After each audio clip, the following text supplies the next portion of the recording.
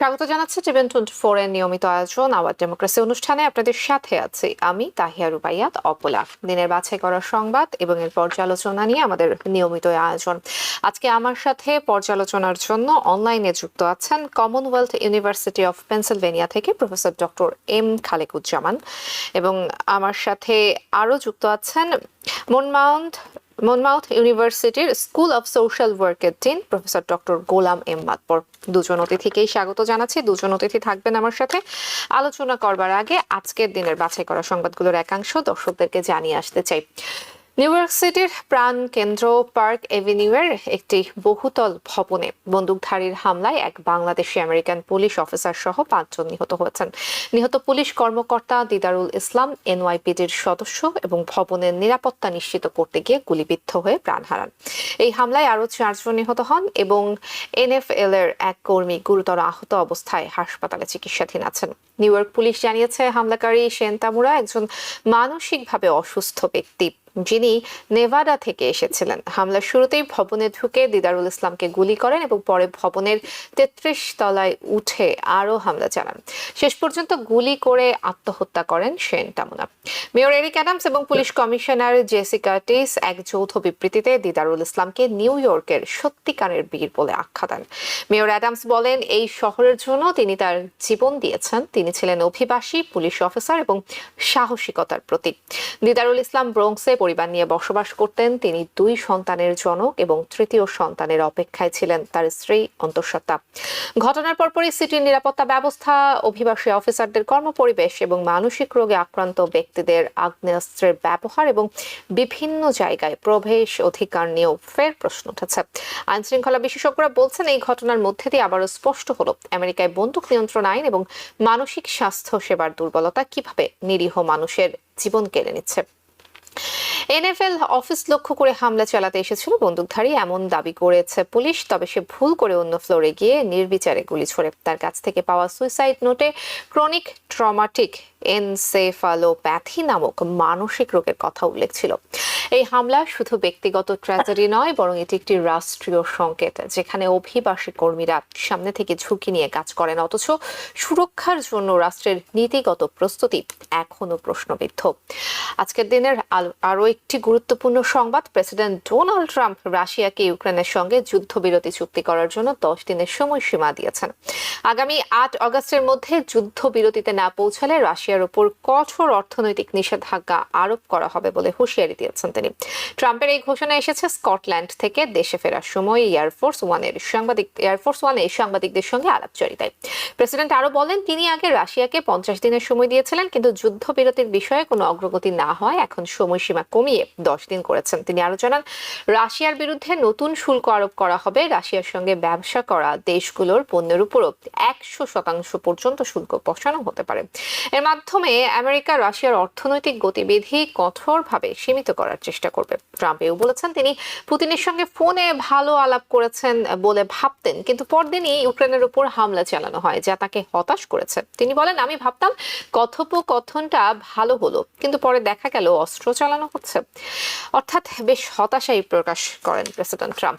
আন্তর্জাতিক প্রসঙ্গে থাকছে বাংলাদেশ প্রসঙ্গ। দেশটিতে জাতীয় ঐক্যমত কমিশন জুলাই জাতীয় সনদের খসড়া প্রকাশ করেছে, যেখানে সংবিধান সংশোধন ও রাজনৈতিক সংস্কারের প্রস্তাব রয়েছে। তবে জামায়াতে আমির, জাতীয় নাগরিক পার্টি এনসিপি এবং ইসলামী আন্দোলন বাংলাদেশ খসড়ার আইনি বাধ্যবাধকতার অভাব নিয়ে আপত্তি জানিয়েছে। তারা দাবি করেছে, সংস্কারগুলো বাস্তবায়নের জন্য অবশ্যই একটি আইনগত কাঠামো প্রয়োজন, যাতে ভবিষ্যতে কোনো সরকার সেগুলো উপেক্ষা করতে না পারে। বিএনপি খসড়ার সঙ্গে মোটামুটি একমত হলেও কিছু সংশোধনী প্রস্তাব করতে চায়। তত্ত্বাবধায়ক সরকার এবং নারীদের জন্য সংরক্ষিত আসনের ব্যাপারে এখনো ঐক্যমত হওয়া যায়নি। কমিশন আশা করছে আগামী 31 জুলাইয়ের মধ্যে, অর্থাৎ এই মাসের মধ্যেই আলোচনার পর সনদ চূড়ান্ত করা যাবে। এই প্রক্রিয়া বাংলাদেশের রাজনৈতিক স্থিতিশীলতা এবং গণতান্ত্রিক উন্নয়নের জন্য বেশ গুরুত্বপূর্ণ বলেই মনে করছেন বিশেষজ্ঞরা। আমরা আলোচনা শুরু করতে চাই। আজকের দিনের গুরুত্বপূর্ণ সংবাদগুলো দর্শকদেরকে বলছিলাম। দুজন অতিথি আমাদের সঙ্গে রয়েছেন। Professor doctor Golam M Matbar, আপনাকে দিয়ে শুরু করব।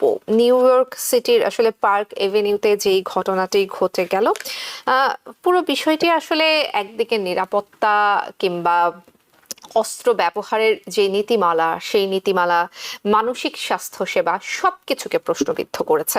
আপনার পর্যালোচনা শুনি। ধন্যবাদ।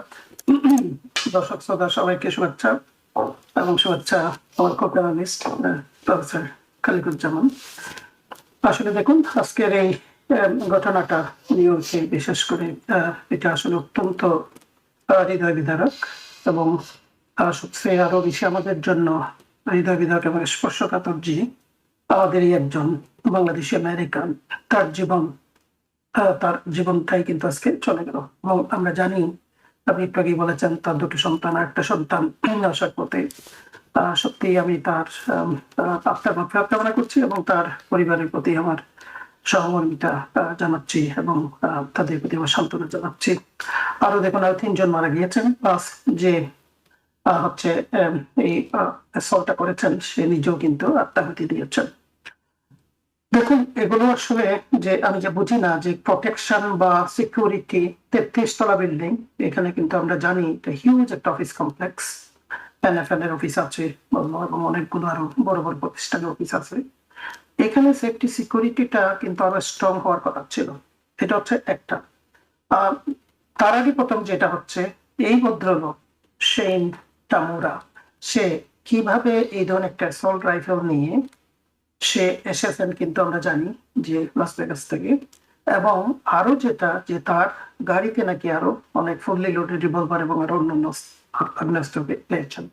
তো এগুলো সবগুলোই কিন্তু দেখেন যে এদেশে আমরা সবসময় বলে আসছি, বিভিন্ন সময় আমরা কিন্তু গান ভায়োলেন্সের উপর আমরা বিশেষ করে আমি ডক্টর খালিকুজ্জামান আমরা সবসময় বলছি যে এটা প্রিভেনশনটাই হচ্ছে এদেশে কোনোদিন হবে না। কারণ এরা সবসময় কিন্তু আমরা জানি যে এটা এগেইনস্ট কনস্টিটিউশন এবং তারা সবসময় যে সেকেন্ড অ্যামেন্ডমেন্টের মধ্যে নিয়ে আসেন, এটা কন্টিনিউয়াসলি কিন্তু তারা বলে যাচ্ছেন। সুতরাং এটাও আরো দেখা যাচ্ছে এই ভদ্রলোক, তার মেন্টাল হিস্ট্রি আছে, তার আপনি যে বললেন city what ever it is, তার যেটা আছে, যেটা ব্রেন ডিজেনারেটিভ একটা ডিজিজ আর কি। সেহেতু তার সুইসাইড নোটে লিখে গিয়েছেন যে আমি সরি, আমার ব্রেন ডিজেনারেটিভ সিটি আছে আমার। এবং আমার কাছে মনে হয় সে বোধহয় যখন স্টুডেন্ট ছিল তখন তার বোধহয় এনএফএল এর প্রতি তার একটা গ্রিভেন্স যে নোটের মধ্যে দেখিয়েছেন, একটা কিছু নিয়েই সে আর কি এই ধরনের একটা ভায়োলেন্স করতে এসেছিলেন। এবং যেটা একদিক দিয়ে যেটাই হোক কেন এনএফএল এর সেটা না গিয়ে আরেকটা গিয়েছে, কিন্তু কথা হচ্ছে তারপরেও তো যে 4 জন মানুষকে সে মেরে ফেলেছেন। সুতরাং আমি যেটা মনে করি, এটা it is all about the gun control. Nothing is going to happen this kind of situation. আমরা জানি টাইম টু টাইম স্কুলে হচ্ছে, কোমলমতি শিশুদেরকে আপনার অ্যাটাক করে মেরে ফেলছে এবং বিভিন্ন সময় আমরা দেখছি লিউনেটিক মেন্টালি যারা তারা করছে।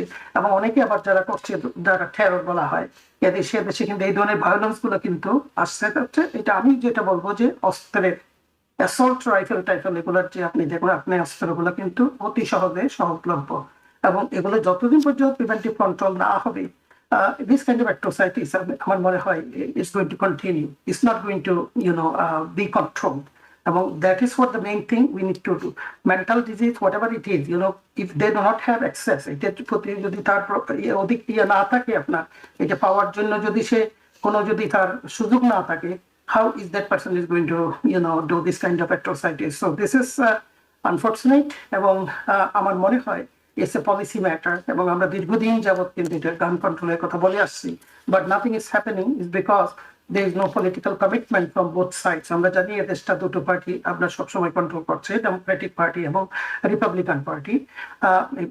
অনেক সময় দেখা গিয়েছে those were real leader, true leadership crisis আমি সবসময় বলে আসছি, সারা ওয়ার্ল্ডে হচ্ছে যেটা, যে ট্রু লিডার তারা কিন্তু টাইম টু টাইম কিন্তু এই ধরনের বিল নিয়ে আসেন, কিন্তু কিন্তু it doesn't go anywhere because they kill it right at the, because they bring that, the amendment all the time, like second amendment. It is against the constitution, it is against the democracy, it is against the people's right. I don't know what is at the cost of people's life, what right, what amendment are we talking about? তো এখানে সবচেয়ে হচ্ছে যে সদিচ্ছার অভাব এবং রাজনীতিবিদদের যে একটা যে অঙ্গীকার বা একটা প্রতিশ্রুতি, জনগণকে সার্ভিস, আসলে সার্ভিস মতো তো আমরা দেখছি দিনের পর দিন is being compromise this way or that way. এটা এই ধরনের নৈতিকতার যতদিন পর্যন্ত রিয়াদে পরিবর্তন না হবে এবং এ দেশ বা যে দেশে হোক না কেন এই ধরনের ভায়োলেন্স একটা কঠোর একটা অবস্থান না নিবেন, অঙ্গীকার না নিবেন, nothing is going to happen. So this kind of things will happen এবং is happening. কিন্তু সবচেয়ে বড় কথা হচ্ছে সাধারণ মানুষ, অসহায় মানুষ, যারা আপনার কোনো ধরনের কোনো কিছুর সাথে যুক্ত না, যে কোনো ধরনের আর্টিফিলিয়েশন বলা হোয়াটএভার ইট ইজ, তারা কিন্তু সবসময় কিন্তু এটার ভিকটিম হচ্ছে। So this is another situation it happened. জি, professor doctor Golam M Matbor একটু যুক্ত করবেন কিনা যে আপনি আসলে এখানে প্রফেসর গোলাম এম মাতবর, আপনি আপনার পর্যালোচনা শুনছেন, আপনি একটু যুক্ত করুন যে আপনি আসলে এখানে কোন জিনিসটাকে বেশি দেখছেন। এটা কি আসলে অস্ত্র ব্যবহারের যে নীতিমালা সেইখানে কোনো দুর্বলতা, অর্থাৎ সিস্টেমের কোনো দুর্বলতা রয়েছে কিনা, নীতি নির্ধারকরা যারা রয়েছেন, পলিসি মেকাররা যারা রয়েছেন সেই জায়গাটা, অথবা মানসিক স্বাস্থ্য সেবার কথা আমরা বলছি সেই সেবাটাও আসলে পর্যাপ্ত দেওয়া হচ্ছে কিনা, মানে কোন জায়গাটাতে আসলে আপনি বেশি ফোকাস দেবেন? এটা কিন্তু আমার কাছে যেটা মনে হয় আর কি, এখন দেশের যে সিস্টেমিক প্রবলেম, এই প্রবলেমটা কিন্তু একদিনের না, স্বাধীনতার পর থেকেই কিন্তু। সুতরাং আপনি যে রিজন গুলো বলেছেন, এগ্রি টু অল। ফার্স্ট আমার কাছে মনে হয় প্রিভেনশন হতে হবে, যেটা গান কন্ট্রোল ছাড়া হবে না। আপনি মেন্টাল যে, ঠিক আছে মেন্টাল প্রবলেম অনেক আছে, অ্যাকোমোডেশন অনেকের দরকার আছে, মেন্টালি অনেকে লিউনেটিক পিপল, তাদের যদি এর প্রতি অ্যাক্সেসটা না থাকে গানের প্রতি, তাহলে they cannot make this kind of thing, they cannot commit this kind of the violence. So that is the most important thing. আপনার হ্যাঁ, এখানে আপনি যেটা বলছেন যে তার মেন্টাল ডিজিজ, মেন্টাল যে এটা, সে তো তার এই ধরনের কিন্তু কনভিকশন আছে, তার এই ধরনের কিন্তু আপনার রেকর্ড আছে, সেটা রেকর্ড থাকার পরেও কিন্তু এই যে অ্যাডাল্ট, সে তো আসলে গানটা পেয়েছেন, এবং তাকে কে কন্ট্রোল করবে? তার ফ্যামিলি। এখন আমরা বলি সবসময় যে ফ্যামিলি একটা রুল আছে যে এখানে আর কি, কিন্তু পরিবারের রুল থাকার পরও সে তো এখন adults, he can go anywhere. এখানে কতক্ষণ আপনি কন্ট্রোল করবেন? তাকে তো সেই মেন্টালি যদি তার এই ধরনের সমস্যা থাকে, তাকে তো মেন্টাল ট্রিটমেন্ট করা উচিত ছিল, এবং সে তো এটা তো হয়তো হয়ই নাই, তার উপর হচ্ছে সে গানটা সহজভাবে পেয়ে গিয়েছেন। সুতরাং তো এখানে আপনি যেটা বলছেন পলিটিক্যাল কমিটমেন্ট, আমি একটা পয়েন্ট এমফাসিস যেটা করছি, যে একটা রাজনৈতিক একটা অঙ্গীকার লাগবে পলিটিশিয়ানদের, যে আমরা we are going to actually control it. এবং সে কন্ট্রোল কিভাবে? গান কন্ট্রোল। এবং অ্যাসল্ট রাইফেল, এটা তো সাধারণ মানুষের কাছে থাকার কোনো প্রয়োজন নেই। এক সময় সেটা দরকার ছিল, যখন প্রথমে বললো যে সেকেন্ড অ্যামেন্ডমেন্ট, তখন কিন্তু আপনার দেখেন দেশ ছিল কিন্তু বিরান, এই ধরনের গণবসতি ছিল না, এই ধরনের ধরেন যে আর্মস এমুনিশন বা পুলিশ কন্ট্রোল এগুলো এরকম ছিল না, যে আমাদের সিকিউরিটি রেকর্ড এরকম ছিল না। কিন্তু এখন তো সেগুলো মুভমেন্ট তৈরি হচ্ছে, এখন ডিজিটালাইজড ওয়ার্ল্ড। সো এখানে আপনি বলবেন যে এখানে, যে আমি যেটা বলবো যে এখানে গান কন্ট্রোল এবং পলিটিক্যাল যে কমিটমেন্ট, এটা দরকার, এটাকে আপনি কন্ট্রোল করতে গেলে। আদারওয়াইজ এই সবসময় কিন্তু এই ধরনের ঘটনা একটা ঘটবে। আর মানসিক সেবা, সেটা বলছেন যে এটা কি মেন্টাল হেলথ, এটা সেটা তো আমরা বলি সবসময় থাকতে হবে। So all those things actually আর factors, but the main factor I believe in prevention. So prevention হচ্ছে, প্রতিরোধ হচ্ছে আপনার যেটা, আমরা তো কিউরিটিভ অ্যাপ্রোচে চলে যাই, বেশি কিউরিটিভ আরোগ্যমূলক অ্যাপ্রোচে চলে যাই। মেইন হচ্ছে এখানে প্রতিরোধমূলক ব্যবস্থা। সে প্রতিরোধমূলক only thing if we control this kind of assault rifle and the স্বয়ংক্রিয় যে এই ধরনের যে আগ্নেয় অস্ত্রগুলো যদি আমরা কন্ট্রোল করি, there is no other way we can actually address this situation. জি, অসংখ্য ধন্যবাদ। আমরা আপনার পর্যালোচনা শুনছিলাম। আসলে গতকালকে এই ঘটনার পর থেকেই আমাদের কমিউনিটিতে, যেহেতু আমাদের কমিউনিটির একজন পুলিশ সদস্যকে আমরা হারিয়েছি, আমাদের কমিউনিটিতেই আসলে এটি বেশ ভালোভাবে প্রভাব ফেলেছে। বিশেষ করে বাংলাদেশি কমিউনিটির, এনওয়াইপিজির অন্যান্য যারা সদস্য রয়েছেন, আইন শৃঙ্খলা বাহিনীর যারা সদস্য রয়েছেন, যারা কাজ করছেন, তাদের মধ্যে এবং তাদের পরিবারের মধ্যে এক ধরনের মানসিক অস্থিরতা, মানসিক উদ্বেগ, এক ধরনের মানসিক চাপ কিন্তু লক্ষ্য করা যাচ্ছে। নিরাপত্তা ব্যবস্থা নিয়ে প্রশ্ন উঠেছে, মানসিক স্বাস্থ্য সেবা নিয়ে প্রশ্ন উঠেছে, আরো নানাবিধ বিষয়গুলো আসলে আলোচনায় উঠে আসছে। আমাদের একটি বিরতির সময় হয়ে গেছে। আমি বিরতি থেকে এসে আরেকজন যে আমাদের অতিথি রয়েছেন তার পর্যালোচনা শুনবো। তবে বিরতিতে যাবার আগে আসলে আরেকটু দর্শকদেরকে জানিয়ে আসতে চাই যে গতকালকে ম্যানহাটনে আসলে যে ঘটনাটি ঘটেছে, বাংলাদেশি কমিউনিটির সদস্য চলে যাওয়া তো আমাদের জন্য অবশ্যই দুঃখজনক, কিংবা আমরা কিন্তু সেই সাথে আরো 5 জনের আসলে প্রাণ হারিয়েছি। এবং নিরাপত্তা নিয়ে যে শঙ্কার কথা বলা হচ্ছে, এটা কিন্তু আসলে সব কমিউনিটিতেই এক ধরনের শঙ্কা তৈরি করেছে। এবং যিনি আসলে আমাদের কমিউনিটির যাকে আমরা হারিয়েছি, তিনি 2 সন্তানের জনক। তার একটি অনাগত সন্তানের বিষয়টি সামনে আসা, বিষয়টি আরো বেশি আসলে মর্মস্পর্শী। এক ধরনের শোকের ছায়া আমরা দেখতে পাচ্ছি। সেই সাথে আমেরিকার বন্দুক ব্যবহারের কিংবা অস্ত্র ব্যবহারের যে নীতিমালাগুলো, সেই নীতিমালাগুলো নিয়ে কথা হচ্ছে। মানসিক স্বাস্থ্য সেবা যারা নিচ্ছেন তারা আসলে অস্ত্র কতটুকু ব্যবহার করতে পারবেন, তাদেরকে অস্ত্র দেবার ক্ষেত্রে, লাইসেন্স দেওয়ার ক্ষেত্রে আরো বেশি সচেতন হওয়া উচিত কিনা সেটি আলোচনায় আছে। এবং সেই সাথে এই ঘটনাটি আসলে যিনি ঘটিয়েছেন তিনি আদৌ কি মানসিকভাবে অসুস্থ নাকি অন্য কোনো মোটিভ আছে সেটি নিয়েও আসলে কিন্তু কাজ চলছে। আমাদের আরেকজন অতিথির পর্যালোচনা শুনবো, তবে তার আগে একটি বিরতির সময় হয়ে গেছে। দুজন অতিথি সঙ্গেই থাকবেন, দর্শক আপনারাও সঙ্গেই থাকুন। নিচ্ছি ছোট্ট একটি বিরতি। বিরতির পর আবারও স্বাগত জানাচ্ছি professor doctor Golam M Matbar এবং প্রফেসর ডক্টর এম খালেকুজ্জামান। দুজন অতিথি আমাদের সঙ্গে রয়েছেন। ডক্টর এম খালেকুজ্জামান, আপনার কাছ থেকে জানতে চাইবো আসলে যে ঘটনাটি ঘটেছে ম্যানহাটনে, বন্দুকধারী যে হামলাকারী তিনি নিজেও আত্মহত্যা করেছেন, পুলিশও বলছেন যে তিনি আসলে মানসিকভাবে অসুস্থ ছিলেন। সুইসাইডাল নোটেও আমরা আসলে অনেকটা সেরকমই আভাস পাই। তারপরেও আসলে এখানে অন্য কোনো মোটিভ থাকার শঙ্কা করেন কিনা? নিরাপত্তা ব্যবস্থা কিংবা মানসিক স্বাস্থ্য ব্যবস্থায় প্রশাসনের যে ভূমিকা সেটি নিয়েও আপনার পর্যালোচনা শুনবো। জি, ধন্যবাদ আপনাকে। মাতবর ভাই অনেকটাই সুন্দরভাবে গুছিয়ে বলেছেন যে আমাদের সমস্যাগুলো কোথায়, সমস্যাগুলোর মূলে কোন জায়গায়, যে বন্দুক নিয়ন্ত্রণের যে আইন এই দেশে এত দুর্বল সেটাকে আমি কমপ্লিমেন্ট করে গিয়ে যেটা বলতে পারি সেটা হচ্ছে, দেখুন, সেকেন্ড অ্যামেন্ডমেন্টের দোহাই দিয়ে এখানে বন্দুক রাখার যে অধিকার সেটাকে এমন এক পর্যায়ে আমেরিকায় নিয়ে যাওয়া হয়েছে, এটা একটা হাস্যস্কর মনে হয়। কারণ সেকেন্ড অ্যামেন্ডমেন্টে যে অস্ত্র রাখার যে বিধান ছিল সেটা ছিল হচ্ছে আপনার 200 বছর আগে, 250 বছর আগে, যখন হচ্ছে মানুষেরা কোন ধরনের স্বৈরাচারের বিরুদ্ধে যাতে বিদ্রোহ করতে পারে। দেশে যদি স্বৈরতান্ত্রিক কোনো সরকার দখল করে বসে কোনো কিং জাতীয় জিনিস, তাহলে তাদের বিরুদ্ধে জনগণ যাতে রুখে দাঁড়াতে পারে, এই জন্য এই বিধানটা রাখা হয়েছিল। এবং বহিঃশত্রু আক্রমণ থেকে দেশকে যাতে রক্ষা করা যায়, এই জন্য সাধারণ মানুষ, সিভিলিয়ানদের হাতে অস্ত্র থাকার বিধানটা কনস্টিটিউশনে রাখা হয়েছিল। এখন আপনি চিন্তা করে দেখুন, 2025 সালে আপনি কি বহিঃশত্রুর আক্রমণ সেই অ্যাসল্ট ওয়েপন দিয়ে রক্ষা করতে পারবেন? অথবা কোন স্বৈরতান্ত্রিক সরকার যদি আপনার দেশে এসে চেপে বসে, তাহলে কি তাকে আপনি উৎখাত করার জন্য আপনি নিজে গিয়ে যুদ্ধ করবেন, নাকি আপনার নিজস্ব একটা সেনাবাহিনী থেকে শুরু করে আর্মি, নেভি, কোস্টগার্ড সবই রয়েছে? তো এই যে দোহাইটা দেওয়া হয়, এটা হচ্ছে টোটালি একটা বোগাস। কারণ হচ্ছে মূলত সমস্ত বড় বড় পলিটিশিয়ানরা আমাদের দেশে, তারা এনআরএ, ন্যাশনাল রাইফেল অ্যাসোসিয়েশন নামে যে সবচেয়ে বড় সংগঠনটা, তাদের পকেটে অলরেডি বিক্রি হয়ে গিয়েছে। তারা তাদের কাছ থেকে প্রচুর টাকা নিয়ে তারা ইলেকশন করে। এটা হচ্ছে মূল ব্যাপার। এই ব্যাপারটাতে দুই দলই মোটামুটি ভাবে দায়ী। দুই দল বলতে আমি ডেমোক্রেট এবং রিপাবলিকান বলছি, কিন্তু তুলনামূলকভাবে রিপাবলিকানরা অনেক বেশি দায়ী। কারণ তারা কোনো ধরনের গান কন্ট্রোলের কোনো মেজারে, কোনো ধরনের বিলেই তারা সমর্থন করে না। আপনি দেখুন, যদি আমাদের যে মানুষের কাছে অস্ত্র থাকতেই পারে, ধরে নিলাম থাকলো, যদি থাকে তাহলে তাদের ব্যাকগ্রাউন্ড চেকটা যে স্ট্রং করা প্রয়োজন। আপনি ওয়ালমার্টে গিয়ে একটা মানে মাছ ধরার লাইসেন্সের মতো করে একটা গান কিনে নিয়ে ঘরে আসতে পারেন আপনি।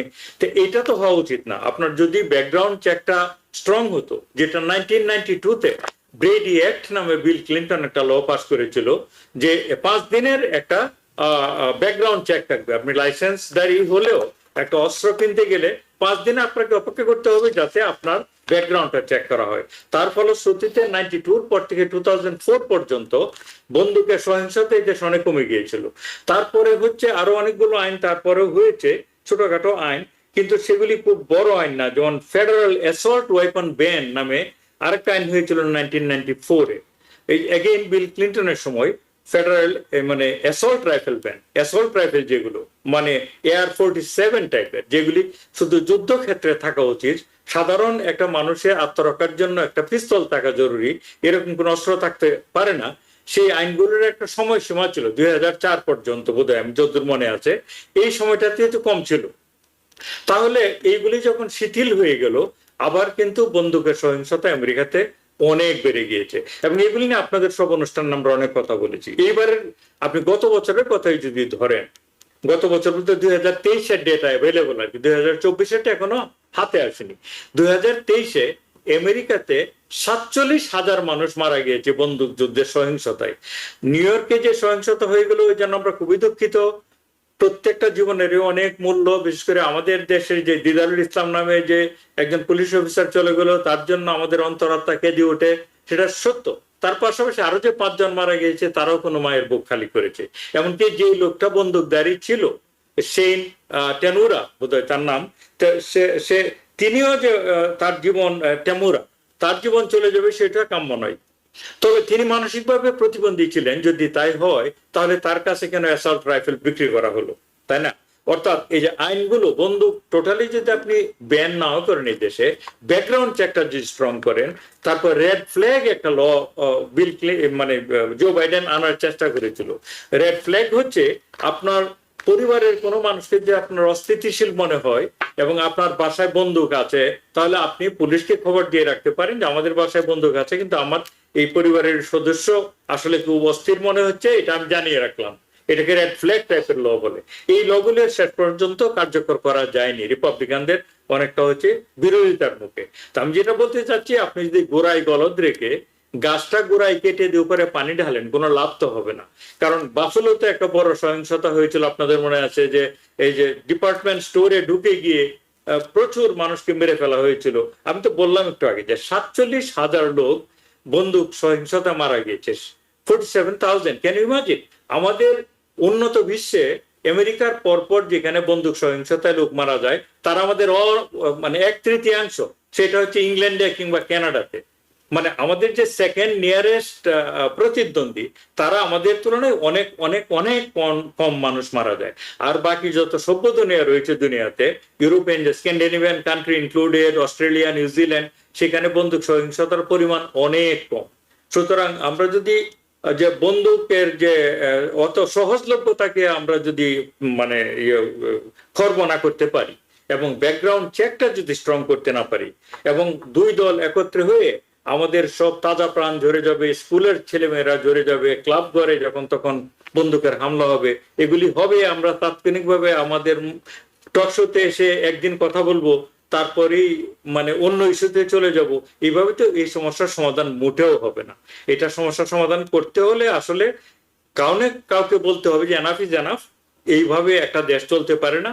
হ্যাঁ, সুতরাং মানুষের কাছে আত্মরক্ষার জন্য বন্দুক, পিস্তল, মানে রিভলভার থাকতেই পারে, কিন্তু অ্যাসল্ট রাইফেল এগুলি থাকার আগে যাতে ব্যাকগ্রাউন্ড চেকটা স্ট্রং করা হয় এবং মানসিক প্রতিবন্ধীদেরকে যাতে কোনো অবস্থাতেই কোনো বন্দুক না দেওয়া হয়। এবং দেখা যায় যে খুব সম্ভব ইলিনয়ে কোথাও একটা বন্দুক সহিংসতা হলো, 18 বছরের একটা ছেলে এক স্টেট থেকে আরেক স্টেটে গিয়ে ব্যাপক সহিংসতা করলো, কারণ তার মনে হয়েছে যে পলিটিক্যালি যারা তার বিরোধিতা করে তাদেরকে মারার জন্য সে লেজিটিমেট রাইট রাখে। তো এরকম যে ঘটনাগুলি এই দেশে ঘটে, এগুলি আমি যেটা একটু আগেই বললাম, অন্য কোনো উন্নত দেশে, কোনো সভ্য দেশে, কোনো গণতান্ত্রিক দেশে ঘটে না, আমেরিকাতেই ঘটে। এবং এটা আপনি আমি অনেক সমালোচনা করতে পারি, আনটিল যারা পলিসি মেকার, ডিসিশন মেকার, তারা যদি এনাফ ইজ এনাফ না বলে, তাহলে এটা চলতেই থাকবে। জি, প্রফেসর ডক্টর এম খালেকুজ্জামান, আপনি তো আসলে লাইসেন্স দেয়া কিংবা অন্যান্য বিষয়ে যাচাই বাছাই করার কথা বলছিলেন। আমরা আরেকটা দিকে একটু আপনার মতামত শুনবো, সেটি হচ্ছে ব্ল্যাক মার্কেটেও কিন্তু আসলে অবাধে বন্দুক কেনা বেচা চলছে, সেখানে কিন্তু প্রশাসনের নজরদারির অভাব কিংবা আসলে যথেষ্ট পরিমাণে আন্তরিকতার সাথে কোনো ব্যবস্থা নিতে কিন্তু আমরা দেখি না। জি জি, খুব সঠিকভাবে বলেছেন। ব্ল্যাক মার্কেটে এক ধরনের বন্দুক পাওয়া যায়, এটা তো অন্যায়, তাই না? তা সেটাও তো আপনাকে আইনের শাসন যদি কায়েম করতে হয়, সেটা কিভাবে খর্ব করা যায় সেদিকে তো নজর দিতেই হবে। তার বাইরে আরেকটা ডাইমেনশন এখানে রয়েছে, সেটা হচ্ছে 3D প্রিন্টারের মাধ্যমে আজকাল এক ধরনের বন্দুক তৈরি করে ফেলা যায় নিজের ঘরে, 3D প্রিন্টারের মাধ্যমে। সেগুলির কিন্তু সঠিক নিবন্ধনকৃত কোনো ধরনের সিরিয়াল নাম্বার টাম্বারও থাকে না। এই ব্যাপারেও একটা আইন করতে চেয়েছিলেন জো বাইডেন, সেটা সেইভাবে আগায়নি সেই আইনটা। তাহলে হচ্ছে অবৈধ পথে তো অস্ত্র আসেই, প্লাস নিজেরা যে 3D প্রিন্টিং এর মাধ্যমে নিজেরা কিছু অস্ত্র তৈরি করে ফেলা, সেইগুলিও সব দিকেই একসাথে নজর দিতে হবে আর কি। জি, অসংখ্য ধন্যবাদ। আমি একটু অ্যাড করতে চাই এখানে। আসলে দেখুন, ডক্টর খালেকুজ্জামান যথার্থভাবেই বলেছেন যে এখানে NRA is a big factor, national rifle association. অর্থাৎ মানি মেকিং এদেশে কিন্তু আমরা দেখছি এবং সারা বিশ্বেই দেখা যাচ্ছে এখন মানুষের জীবন versus profit making, it's a business for them. Okay. এবং আরেকটা যেটা আমার কাছে এখানে যেটা আমি কিউরিয়াস, যে এত বড় একটা বিল্ডিং এত সহজে কিভাবে পেনিট্রেট করলো, এই একটা আরিয়া। আরেকটা থার্ড পয়েন্ট যেটা আমি বলবো, এদেশে এখনো কিন্তু মেইন স্ট্রিম ক্লাস বলেন বিশেষ করে, they don't feel secure about themselves, so they think that আমার এই ধরনের স্বয়ংক্রিয়স্ত থাকতে হবে আমার সেফটি সিকিউরিটির জন্য। এই মেন্টাল যে সাইকিক, এটাও চেঞ্জ করতে হবে।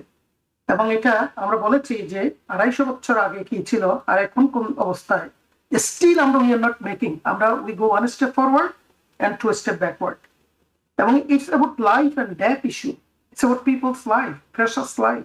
যে দেখেন 5 জন যে মারা গেল এবং তাদের পরিবার, it's insane. আমি আসলে when I think about this, I go really crazy. Like, why we're not doing it? We have all those things. We have, আমরা বলি মানব সভ্যতা এখন সিভিলাইজেশনের উপরে চলে গেছে, মানবাধিকার নিয়ে কথা বলে, দেশ ডেমোক্রেসি নিয়ে কথা বলে, অথচ আমরা কিন্তু মানুষের যে জীবন, মানুষের যে লাইফ, এটা নিয়ে কিন্তু আমরা কেউ কিন্তু nobody is actually thinking about it.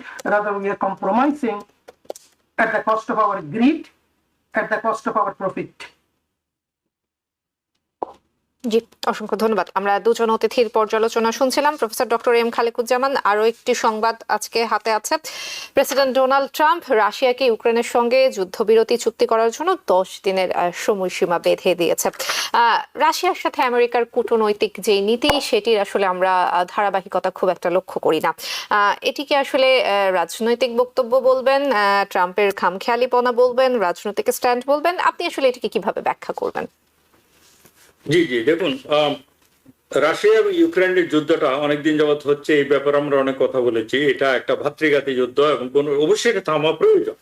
কিন্তু এই যে থামা প্রয়োজন, এটারও আসলে অন্তর্নিহিত কারণগুলো কি, সেগুলো তো আমাদের বুঝতে হবে, তাই না? সেখানে হচ্ছে ইউক্রেন হচ্ছে রাশিয়ার পেটের ভিতরে একটা দেশ, সেটা তাদেরই একটা অঙ্গরাজ্য ছিল এক সময়, সোভিয়েত ইউনিয়নের সময়। এখন যেহেতু সোভিয়েত ইউনিয়ন ভেঙে পড়েছে, এখন আসলে ন্যাটোর প্রতিদ্বন্দ্বী সে অর্থে পৃথিবীতে নেই। তাহলে ন্যাটোকে এক্সপ্যান্ড করার কি প্রয়োজন হয়ে পড়লো দুনিয়াতে? তো সে এক্সপ্যান্ড করবে তো করবে, সে রাশিয়ার পেটের ভিতরে কেন ঢুকতে হবে? এবং সেই জন্যই রাশিয়া জিনিসটার প্রতিবাদ করে আসছে, প্রতিরোধ করে আসছে করতে। তো এটা তো গেল যে রাশিয়া কেন যুদ্ধটা করছে, এটা বাদই দিলাম। এখন আসি যুদ্ধটা কিভাবে বন্ধ করা যেত।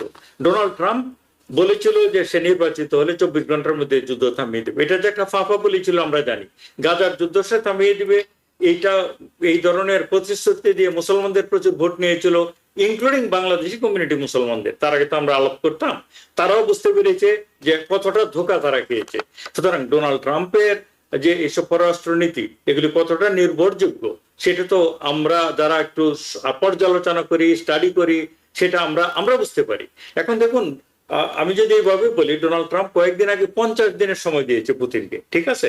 50 দিনের সময় দিয়ে 8-10 দিন যাওয়ার পরেই আপনার কি প্রয়োজন পড়লো এটা কমিয়ে নিয়ে 12 দিনে আন। 50 দিন তো পার হয়ে যায়নি। আপনি বলছেন কি যে এখনো যেহেতু দৃশ্যমান কোনো অগ্রগতি দেখা যাচ্ছে না, তাহলে অপেক্ষা করে কি লাভ? তাহলে আপনি যে একজন বিশ্ব লিডার হয়ে আপনার কথার কি মূল্য রইল? আপনি 50 দিন দিয়েছেন, 50 দিন অপেক্ষা করুন, তারপর ইচ্ছা করলে আবার গিয়ে তাদেরকে আক্রমণ করে বসুন, আমি সাপোর্ট করবো এটাকে। কিন্তু আপনি 50 দিন দিয়ে 50 দিন পার হওয়ার আগে আবার সেই মানে আপনার মত চেঞ্জ করে ফেলবেন, সেটা তো কোনো ভালো লিডারের কাজ না, তাই না? পুতিনরা ভালো কিছু করছে আমি বলছি না, আমি বলছি আমরা কি করলাম। কেন ডোনাল্ড ট্রাম্প 50 দিন বলে এখন 10 দিনে কমিয়ে আনলো? আরেকটা জিনিস যেটা, সে ডোনাল্ড ট্রাম্পের কথাতে পুতিন যে এই যুদ্ধ থামাবে না, এটা তো আমরা অলরেডি বুঝে গিয়েছি এবং আমরা জানি। কারণ হচ্ছে ডোনাল্ড ট্রাম্পের কথাতে যদি যুদ্ধ থামাতো, তাহলে তো অলরেডি 8 মাস হয়ে গেছে ডোনাল্ড ট্রাম্প ক্ষমতায় আছে, এটা হবে না, তাই না?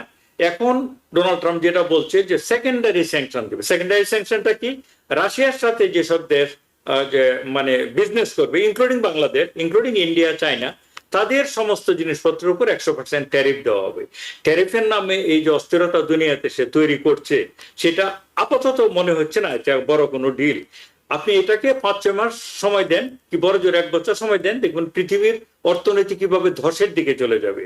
বাণিজ্যের যে যুদ্ধ শুরু হয়ে যাবে সারা পৃথিবীতে। আপনি রাশিয়ার সাথে সেকেন্ডারি মানে বাণিজ্য তো অনেক দেশই করে, চায়না, ইন্ডিয়া, বাংলাদেশ, তাদের উপর 100% ট্যারিফ দিবেন। তাহলে দুনিয়াটাকে অস্থির পর্যায়ে গিয়ে পৌঁছবে, তাই না? এবং এটা তো আপনি কন্ট্রোলও করতে পারবেন না। সুতরাং এই যে ট্যারিফের নামে, যুদ্ধ বন্ধের নামে যে অস্থির দুনিয়ার দিকে সে ঠেলে দিচ্ছে দুনিয়াটাকে, এটা খুবই শঙ্কার বিষয়। এই জন্য আমি মনে করি যে এটা আসলে ভালো কোনো সিদ্ধান্ত হলো না আমার দৃষ্টিতে, যে এটা 50 দিন থেকে কমিয়ে 10 দিনে কমিয়ে আনলো। উচিত ছিল আমাদের যে ডিপ্লোম্যাটিক যে কমিউনিকেশন, এটার পরিমাণ বরং আরো বাড়িয়ে দেওয়া। ডিপ্লোমেসির কোনো বিকল্প নেই। আমরা যদি আন্তরিক হই ব্যাপারটাতে, ডোনাল্ড ট্রাম্প নিজে ফোন না করেও তার ন্যাশনাল সিকিউরিটি কি বলে ইন্টেলিজেন্স আছে, তারপরে ন্যাশনাল সিকিউরিটি অ্যাডভাইজার আছে, ফরেন মিনিস্টার আছে, মানে সেক্রেটারি অফ স্টেট, তাদের মাধ্যমে রাশিয়াতে তাৎক্ষণিকভাবে একটু যোগাযোগ বাড়িয়ে দিতে পারে, কথা বলতে পারে, নেগোসিয়েশনের উদ্যোগ নিতে পারে। তাতে আরেকটা জিনিস যেটা করলো ডোনাল্ড ট্রাম্প কয়েকদিন আগে, সে ক্ষমতায় এসে কয়েকদিন পরে বললো যে আমরা অস্ত্র বিক্রি করবো হচ্ছে ইয়ের কাছে, নেটোর কাছে। আমরা নেটোর কাছে অস্ত্র বিক্রি করবো, সেই অস্ত্র রাশিয়ার বিরুদ্ধে ব্যবহার করতে পারবে। তাহলে এটা তো আসলে এক ধরনের ওই যে যুদ্ধ অবস্থাটাকে চালিয়ে যাওয়ারই মনোবৃত্তি প্রকাশ করা। সেখানে তো আমরা যে শান্তি চাই, আমরা যে ডিপ্লোমেসিটাকে প্রদান করতে চাই, সেটা তো তার কথাতে ফুটে ওঠে না। তাতে করে হয়তো বা একটা ইন্ডাস্ট্রির লাভ হয়, অর্থাৎ যারা অস্ত্র বানানোর ইন্ডাস্ট্রির সাথে জড়িত আমেরিকাতে, তারা হয়তো লাভবান হয়। কিন্তু আমরা যারা সাধারণ মানুষ, পৃথিবীর যারা শান্তিপ্রিয় মানুষ, তাদের জন্য তো ভালো কোনো নজির সেটা স্থাপন করছে না এবং ভালো কোনো দিক নির্দেশনা দিচ্ছে না। অর্থাৎ ভবিষ্যৎ নিয়ে আমি অনেকটাই শঙ্কিত। জি, কিন্তু ডক্টর খালেকুজ্জামান, পুতিনের আচরণকে আসলে আপনি কিভাবে ব্যাখ্যা করবেন? ট্রাম্প বলছেন তিনি যখন ফোনে কথা বলেন তখন সবকিছু সুন্দর থাকে। পুতিনের আচরণ, পুতিন তো আসলে এমন কোন আইডিয়াল লিডার, তাই না? পুতিনকে তো সমর্থন আমি করছি না, কিন্তু পুতিনের যে মানে আইডিয়াল লিডার না, এটার জন্য আপনি তো অন্যান্য অস্ত্র, মানে অন্যান্য টুলস ব্যবহার করতে হবে। সেটা আপনি চাইনার সাথে আমেরিকার সবচেয়ে বড় বেশি পার্টনারশিপ, তাদের সাথে নেগোসিয়েশন করতে পারে যে তোমরা তাদেরকে বোঝানোর চেষ্টা করো, আদারওয়াইজ তোমাদের সাথে আমাদের সম্পর্ক তো ভালো থাকবে না। ইন্ডিয়ার সাথে নেগোসিয়েট করতে পারে আমেরিকা, কারণ ইন্ডিয়ার একটা বড় বার্গেনিং ক্ষমতা আছে রাশিয়ার সাথে। এগুলি তো আমরা দৃশ্যত দেখছি না। মিডল ইস্টের সাথে ভালো সম্পর্ক আছে, টার্কির সাথে রাশিয়ার ভালো সম্পর্ক আছে। আমেরিকা যদি খুবই আন্তরিক হয় ব্যাপারটাতে, তারা তাদের যে মিত্র আছে এখানে, তাদের সবার সাথে রাশিয়ার সম্পর্ক ভালো, এমনকি জার্মানি, ফ্রান্সের সাথে রাশিয়ার সম্পর্ক অতটা খারাপ না। তো তাদের মাধ্যমে তারা একটা ইউনিফাইড একটা প্রচেষ্টা নিতে পারে পুতিনকে, যে তোমার এই যুদ্ধটা থামানো খুব জরুরি, কারণ এর জন্য আমরাও মনে করি না এটা সঠিক। তাহলে এটা না করে আমি যে আপনি শুধু মানে শক্তিমত্তার মাধ্যমে তাদেরকে ডিল করতে যান, এটা ভালো হবে না। কারণ হচ্ছে রাশিয়ার যে পুতিন, তার দেশটা তো কোনো গণতান্ত্রিক দেশ না।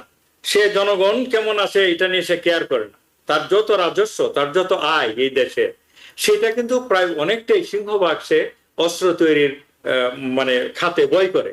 রাশিয়াতে প্রতিদিন, রাশিয়া এবং ইউক্রেন মিলিয়ে প্রতিদিন প্রতি সপ্তাহে 5,000 লোক মারা যাচ্ছে।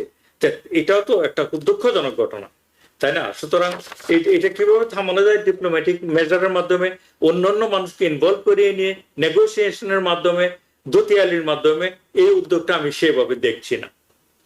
জি, professor doctor Golam M Matbar, ট্রাম্পের যে ঘোষণা 10 দিনের মধ্যে যুদ্ধ বন্ধ করতে হবে কিংবা রাশিয়ার সাথে সম্পর্কযুক্ত অন্যান্য দেশের উপর 100% ট্যারিফ বসানো হবে, রাশিয়ার উপরে ট্যারিফ বেশি বসানো হবে, এই বক্তব্যগুলো আসলে কতটুকু বাস্তবসম্মত? আসলে দেখুন, ইটস অ্যাবাউট লিডারশিপ। লিডারশিপ দুই ক্ষেত্রে আমি বলবো, ট্রাম্পের লিডারশিপ এবং পুতিনের লিডারশিপ। ট্রাম্প আমরা জানি he is a populist leader.